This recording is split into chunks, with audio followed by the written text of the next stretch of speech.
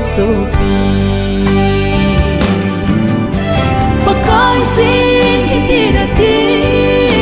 Nang hon si vinlang Kipa tano may takaw te Ami lungsin Ami ngay lut na halim no ya Igam inamadi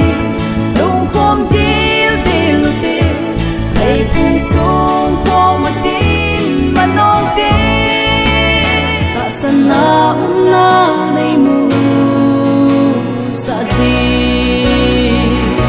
Kay diyan naging una O alo pie na Pagkaya kunin sa amin Narsis lang zot su azon ka Agaw pa ibaw ki Hiel so ding Isimpan lang Higing singun Mutim na nilum Ay huhing puto Ki tiang kom ding kun sola Sana ko pinom su Iti le galung